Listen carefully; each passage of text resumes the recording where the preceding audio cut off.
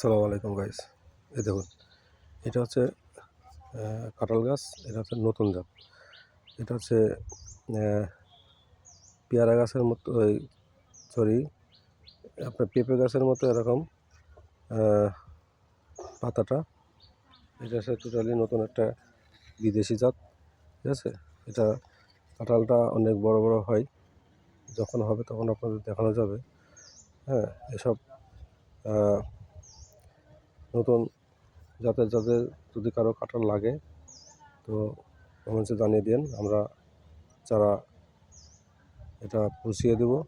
হ্যাঁ, আর যেটা অরিজিনাল আমাদের অ্যাভেলেবেল কাঁঠাল গাছের যে চারা, সেটা হচ্ছে পাতা হয় এরকম 60।